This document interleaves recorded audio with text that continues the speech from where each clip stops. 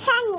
সুপ্রিয় দর্শক শ্রোতা, কৃষক কিষানি ইউটিউব চ্যানেলে আপনাকে স্বাগতম। ইনকিউবেটর দিয়ে বাচ্চা ফুটাতে গেলে সবচাইতে বড় সমস্যাটি হলো ডিমের ভেতরে ভ্রূণ বা বাচ্চার মৃত্যু। বেশিরভাগ খামারিরাই এই সমস্যার কারণ ও সমাধানের উপায় না জানার কারণে হতাশ হয়ে পড়েন। ডিম হতে বাচ্চা ফুটানোর জন্য মূলত 4টি বিষয় সঠিকভাবে অনুসরণ করলেই ইনকিউবেটর দিয়ে ফুটফুটে সুস্থ সবল বাচ্চা ফুটাতে পারবেন। সেই 4টি বিষয় হলো: 1. সঠিক তাপমাত্রা প্রয়োগ, 2. সঠিক আর্দ্রতা বজায় রাখা, 3. সঠিকভাবে এগ টার্নিং বা সঠিক কোণে ডিম ঘোরানো এবং 4. ডিমে পর্যাপ্ত অক্সিজেন সরবরাহ নিশ্চিত করা। তো সুপ্রিয় দর্শক, চলুন একে একে সব বিষয়গুলোই বিস্তারিত জেনে নেওয়া যাক।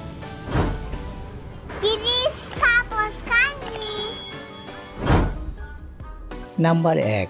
সঠিক তাপমাত্রা প্রয়োগ। ইনকিউবেটরে সেটার ও হেসার টাইমে সঠিক তাপমাত্রা বজায় রাখতে হয়। সেটার টাইমে যে তাপমাত্রা রাখা হয়, হেসার টাইমে তাপমাত্রা তার চাইতে একটু কমিয়ে রাখতে হয়। হ্যাচিং টাইমে ডিমের ভেতর বাচ্চা পরিপূর্ণ থাকার কারণে বাচ্চার শরীরেও তাপ উৎপন্ন হয়, যা অতিরিক্ত তাপে রূপান্তরিত হয়ে বাচ্চার মৃত্যু ঘটায়।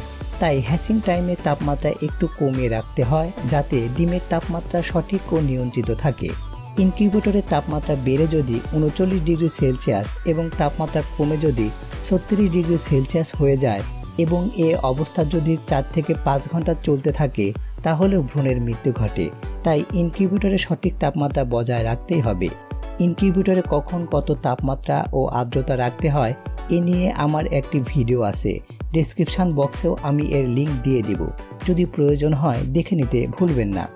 নাম্বার 2. সঠিক আর্দ্রতা বজায় রাখা। ডিমের ভেতরে যে তরল অংশ থাকে তার সঠিক সময়ে সঠিক পরিমাণে শুকানোর সাথে সাথে ভ্রূণেরও বৃদ্ধি ঘটে। তাই ডিমের জলীয় অংশ সঠিক পরিমাণে শুকানোর জন্য ইনকিউবেটরে সঠিক আর্দ্রতা বজায় রাখতেই হবে। আর তা না হলে হয় ডিমের জলীয় অংশ ডিম ফোটার আগেই শুকিয়ে বাচ্চার মৃত্যু ঘটাবে, আর না হলে জলীয় অংশ না শুকিয়ে বাচ্চা ডিমের সাথে আটকে গিয়ে মারা যাবে। ইনকিউবেটরে আর্দ্রতা কিভাবে নিয়ন্ত্রণ করতে হয় এ নিয়েও আমার একটি ভিডিও আছে, ডেসক্রিপশন বক্সেও আমি এই ভিডিও লিঙ্ক দিয়ে দিব, প্রয়োজনে দেখে নিতে পারেন। নাম্বার 3. সঠিক কোণে ডিম ঘোরানো। ডিমকে সঠিক কোণে না ঘোরালে ভ্রূণ ডিমের খোসার সাথে আটকে গিয়ে মারা যায়। তাই নির্দিষ্ট সময় অন্তর অন্তর ডিমকে সঠিক কোণে ঘোরাতে হয়। অটো ইনকিউবেটরে 2 ঘন্টা অন্তর অন্তর এবং সেমি অটো ইনকিউবেটরে দিনে 5 থেকে 6 বার খুব সাবধানতার সাথে ডিম ওলটপালট করে দিতে হয়। বিশেষ করে ডিম ফোটার 4 দিন আগে খুব সাবধানতার সাথে ডিম ক্যান্ডেলিং করে বাচ্চার ঠোঁট শনাক্ত করে ঠোঁটের অংশ উপরের দিকে রাখলে বাচ্চা অনায়াসে ডিম ফুটো করে বের হয়ে আসে। অন্যথায় বাচ্চার ঠোঁট নিচের দিকে থাকলে ডিম ফুটো করে বের হতে না পেরে বাচ্চা মারাও যেতে পারে। নাম্বার 4. ডিমে পর্যাপ্ত অক্সিজেন সরবরাহ নিশ্চিত করা। ভ্রূণ ও বাচ্চার বেঁচে থাকার জন্য পর্যাপ্ত অক্সিজেন দরকার, অন্যথায় ইনকিউবেটরে কার্বন ডাই অক্সাইডের মাত্রা বেড়ে গিয়ে বাচ্চার মৃত্যু ঘটে। তাই ইনকিউবেটরে বাহির থেকে বাতাস প্রয়োগের জন্য কুলিং ফ্যান বা জানালার ব্যবস্থা করলেই এই সমস্যার সমাধান হয়। আমার বলা এই 4টি বিষয় সঠিকভাবে মেনে চললে ইনকিউবেটরে ডিম ফুটে বাচ্চা বের হবে ইনশাআল্লাহ।